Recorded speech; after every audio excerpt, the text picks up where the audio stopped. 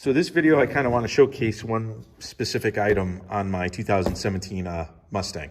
So I've shown the car before and kind of highlighted the fact that it is a GT, but I have the Power Pack 2 from Ford Performance, which basically includes this airbox assembly from a GT350, the throttle body from a GT350, and a tune. The Power Pack 3 is the same components, plus a GT350 intake manifold. But what I want to show today specifically is this little Ford Performance Oil Separator. As you can see, it looks, like an OEM component. And kind of going back to my review of the Power Pack 2 pieces, it's the same scenario. I love how OEM this looks. It came with the connectors to, the OEM style connectors to connect it to the breather on the valve cover. But just want to kind of show this part, show how it fits, show how it mounts. I will include the part number and the link to it and everything in the description below.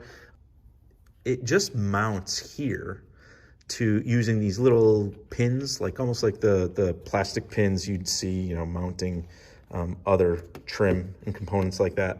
So it comes with these two pins that mount it to existing holes that already exist kind of like at the base of the valve cover.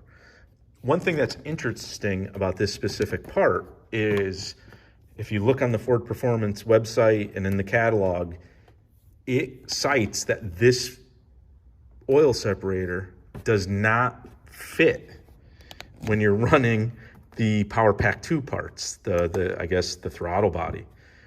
But as you can see, I installed it without any issues. I don't know why they insist that it doesn't fit. Maybe because of the clearance on the tube here, I don't know.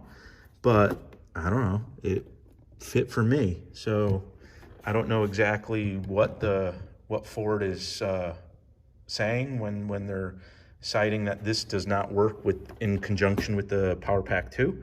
But I mean, I'm here to say it looks like it fits to me, and I've had this running for, I don't know, 2 years now without any issues.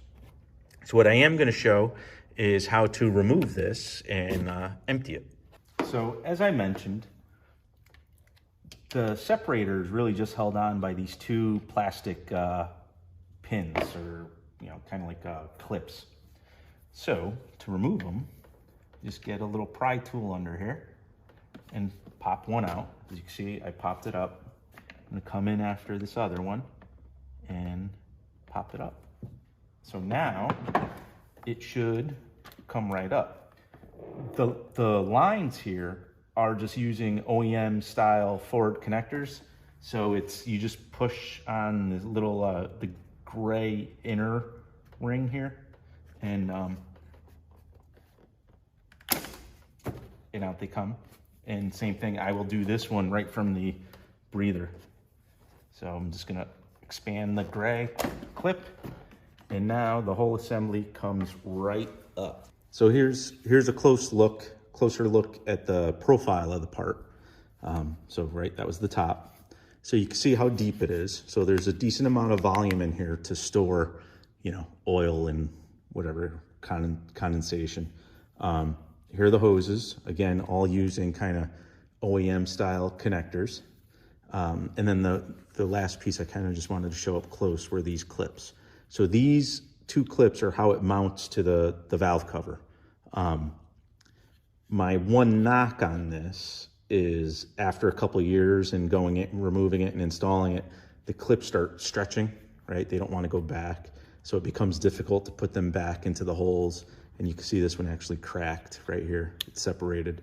But these are standard, automotive trim clips and should be readily available at your auto parts store to replace periodically.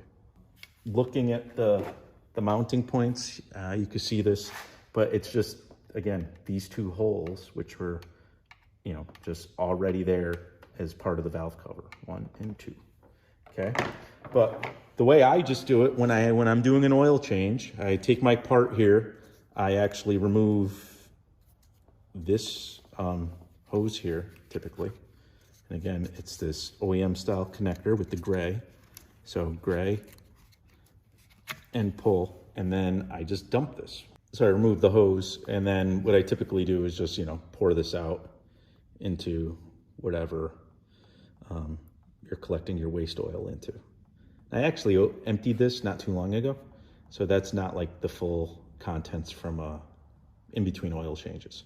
In the shop, I have one of these assortments. I don't know if I got this from Harbor Freight or wherever, or the parts store, I don't remember. But, your typical fender liner type clip, I think these would work just fine for this size on this application. I'm gonna attempt to use the ones that it came with one more time, but if they don't work, I will put 2 fresh ones in. But that's really it, Here's the part again. Like I said, my favorite thing about it is how factory all this looks. These hoses just slide on and pop. That's it. Pop and connect and you're good.